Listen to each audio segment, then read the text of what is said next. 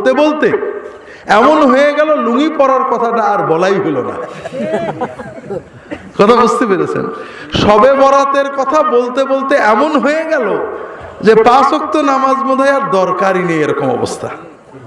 এজন্যই আমাদের সমাজে অনেক মহিলা শবে বরাতে ইবাদত করে, 5 ওয়াক্ত নামাজ পড়ে না। আছে নাকি এরকম? কাকে ঠকাচ্ছে? আল্লাহকে। হ্যাঁ, নিজে ঠকছে, দুই কায়দায় ঠকছে। শবে বরাতে নামাজ পড়ে কি জন্য? যে এই রাত্রে নামাজ কালাম পড়লে আল্লাহ ভাগ্য ভালো করে দেবে। কেমন? আপনার এলাকায় এমপি ভোটে দাঁড়াইছে, আপনি তার এন্ট্রি ছিলেন, কিন্তু জিতে গেল সে। এখন আপনি 6 মাস পরে আসলেন যে কাকা কি চাচা কি স্যার কি ভাই, আমরা আপনার আব্বা চাচা গোষ্ঠী আপনার জন্য কত কষ্ট করেছি আপনি চিন্তা করতে পারবেন না। এমপি সাহেব বললো, বাবা খুব ভালো, খুব খুশি হলাম, তোমার যখন যেটা চাই আমার বলবা। এরকম আছে না? আমরা মনে করি আল্লাহ বোধহয় এরকম। গত 12 মাসের 353 দিন আল্লাহর পথে থাকিনি, অন্যায় করেছি, ফরজ করিনি, নফল করিনি, আগামী বছরও করার কোনো নিয়ত নেই। তবে শবে বরাতের রাত্রি আগে আগে একেবারে গোসল করে মাথার চুলের পানি টপ টপ করে ফেলে আল্লাহর সামনে দাঁড়াই গেলাম, যারা দেখছো তো এই রাজবাড়ির ভিতরে আমার মতো ভালো পুরুষ বা মেয়ে তোমার নেই। আল্লাহ তো তাই বুঝে গেল নাকি? বুঝলো? মূল বিষয় হলো এই কথাটা মিথ্যা যে শবে বরাতে ভাগ্য লেখা হয়। শবে বরাতে আল্লাহ গুনাহ মাফ করে, এটা সহি।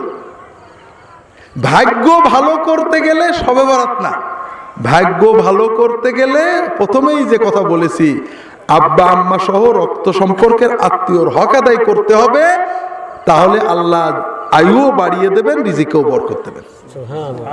মহিলারা যদি শোনেন তাহলে বলবো, শবে বরাতের আপনাদের ভাগ্যের জন্য দরকার নেই, মাগফিরাত এই রাত্রে অন্তরে শিরিক না থাকলে, হিংসা না থাকলে আল্লাহ মাফ করবে। কিন্তু কি করবেন সেটা বোঝেন। সেটা হলো শাশুড়ির সাথে পুত্রবধূর ঝগড়া আছে না নেই? এটা কোনো অস্বাভাবিক না। পুত্রবধূরও 16 আনা দোষ না, শাশুড়িরও 16 আনা না, 50-50। কিন্তু কোন পুত্রবধূ যদি তার মনের ব্যথা স্বামীকে বলে, স্বামীকে তার পিতা মাতার হক নষ্ট করতে উদ্বুদ্ধ করে, স্ত্রীর কারণে স্বামী পিতা মাতার সাথে খারাপ ব্যবহার করে অথবা ভাই বোনের হক নষ্ট করে, তাহলে ওই স্বামীর আয়ু কমবে, রিজিক কমবে, কোনো কৌশলে ঠেকাতে পারবে না। আর যদি কোনো স্ত্রী বুদ্ধিমান হন, স্বামী স্ত্রীর সাথে শাশুড়ির ঝগড়া হয়েছে, হতে পারে, ননদের ঝগড়া হয়েছে, হয়ে যেতে পারে, পারলে মাফ চাইবেন, না পারলে না চাইবেন, উভয়েরই দোষ থাকে। তবে স্বামীকে এই কষ্টের কথা কখনো বলবেন না, বরং আপনার স্বার্থে স্বামীর আয়ু বাড়ানোর জন্য, স্বামীর রিজিক বাড়ানোর জন্য আপনি অবশ্যই স্বামীকে বলবেন যে তোমার আব্বা আম্মার সাথে ভালো আচরণ করো, তাদের হক দাও, ভাই বোনের হকটা অন্তত দাও, ক্ষতি করো না। আপনি যদি কষ্ট বুকে চেপে আপনার স্বামীকে তার বাবা মা ভাই বোনের অন্তত হক আদায় করার জন্য উদ্বুদ্ধ করতে পারেন, ইনশাআল্লাহ আপনার স্বামীর আয়ু বাড়বে, আপনার পরিবারে বরকত হবে, শবে বরাতের কোনো দরকার হবে না। তবে এটাতে আমাদের লস আছে। কথা বোঝেন? আমাদের লস আছে না? প্রথম লস আমাদের দাওয়াত কমে যাবে। দ্বিতীয় আরেকটা লস আছে, আপনাদের বলতে চাইছিলাম, আপনারা যদি এভাবে পরিবারের শান্তি এসে যায়, আমাদের কি কেন জানেন? যত তাবিজ তদবির অধিকাংশই কিন্তু পারিবারিক অশান্তির জন্য।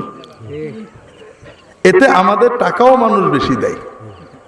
এখন যদি আপনাদের সব শান্তি এসে যায়, আমাদের কি লস না? তারপরেও দেখেন আপনারা কি করুন, আমাদের দিক যদি তাকান তাহলে আর এগুলো করেন না। যেটা বলছিলাম, আল্লাহ রসুল সাল্লাল্লাহু আলাইহি ওয়াসাল্লাম বলছেন, মেয়েদের জন্য নফল নামাজ কোনো দরকার নেই, যদি করে আলহামদুলিল্লাহ গোল্ডেনে পাবে। কিন্তু যদি কোনো মেয়ে শুধু 5 ওয়াক্ত ফরজ নামাজ আদায় করে, আমাদের দেশে মহিলারা অনেকে নামাজ পড়েন কিন্তু বসে, আছে নাকি? ফরজ নামাজ বসে পড়লে কিন্তু হবে না, যিনি দাঁড়াতে পারেন, পুরুষ হোক মহিলাও, দাঁড়িয়ে পড়া ফরজ। আমাদের দেশে মেয়েরা নামাজ পড়েন শাড়ি পরে, ঠিক না? শাড়ি কিন্তু মুসলমানদের পোশাক না, এটা হিন্দুদের পোশাক। আমরা পুরুষেরা টুপি নিয়ে কত ঝগড়া করি, গোল লম্বা সেকুন চারকোনা পাঁচকোনা পাগড়ি নিয়ে, হুজুরের মাথায় পাগড়ি নেই, মুসল্লির মাথায় পাগড়ি, নামাজ বাকিরেও আছে না নেই? যত ঝগড়া নফল নিয়ে, ফরজ নিয়ে কোনো ঝগড়া নেই। যেটা বলছিলাম ভাইয়েরা, এগুলো সব নফল মুস্তাহাব। আর মেয়েদের জন্য ফরজ পোশাক আমরা দিচ্ছি না। মেয়েদের ফরজ পোশাক এবং সুন্নত পোশাক সেটা হলো পুরো ম্যাক্সি, এই গলা দিয়ে পায়ের গোড়ালির নিচু পর্যন্ত ঝুল হবে, এই কবজি পর্যন্ত বা আঙুল পর্যন্ত হাতার ঝুল হবে, এইরকম ম্যাক্সি। ম্যাক্সির উপরে বড় ওড়না, চাদরের মতো ওড়না, ম্যাক্সির নিচেই পাজামা অথবা সায়া। এই পোশাকগুলো পরা মেয়েদের জন্য ফরজ, স্বামীর সামনে ছাড়া বাকি বাড়ির ভিতরে ঘরের ভিতরে কাজ করার জন্য সকল অবস্থায় এই পোশাক ফরজ, এবং এই পোশাকই সুন্নত, অর্থাৎ ফরজ সুন্নত। আর নামাজও এই পোশাকে পড়লে হবে, শাড়ি পরলে হবে না। হবে কিভাবে বলছি, কোন মহিলা যদি নামাজ পড়েন, নামাজের ভিতরে যে অন্ধকার ঘরেও নামাজ পড়েন, একা নামাজ পড়েন, তার জন্য শুধুমাত্র মুখের এই জায়গাটুকু এবং কবজি পর্যন্ত হাত, এর বাইরে খোলা হারাম, খুললে নামাজ ভেঙে যাবে। যদি কোনো মহিলা একা ঘরে অন্ধকারে নামাজ পড়েন, কাপড় আছে, কাপড় নেই ন্যাংটোয় নামাজ হবে।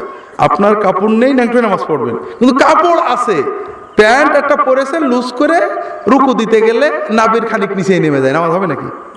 অবহেলা, হারাম, নামাজ হবে না। ঠিক তেমনি কোনো মহিলা যদি অন্ধকার ঘরে একাও নামাজ আদায় করেন, কপালের কিছু চুল বেরিয়ে যায়, কান একটা বা দুটো বেরিয়ে যায়, জুলফির চুল বেরিয়ে যায়, পিছনের চুল বেরিয়ে যায়, থুতমির নিচে গলার কাছে এখানে বেরিয়ে যায়, হাতের কাছে কিছু অংশ বেরিয়ে যায়, পেটের কাছে কিছু বেরিয়ে যায়, নামাজ হবে না। নামাজ সারা জীবন পড়লেও বেনামাজি হয়ে থাকতে হবে। এই মশলাতে আপনাদের কারোরই খারাপ লাগছে না তো? আপনাদের বউদের বিরুদ্ধে বলেছি, আপনাদের কথা বলিনি। হ্যাঁ, বউরা দোজখে গেলে আমাদের কি সমস্যা, ঠিক না? আছে। বউয়েরা দোজখে গেলে আমরা কোথায় যাব? হ্যাঁ, টেনে নিয়ে যাবে, হিসেব রেখেন। কিন্তু এইরকম চিন্তা করেন না আজীবন জ্বালাইছে, ও দোজখে যাক, আমি একটা হুর পাবো, এই চিন্তা করেন না। কিন্তু ও যখন দোজখে যাবে আপনার টেনে নিয়ে যাবে। আমার কাছে একজন মহিলা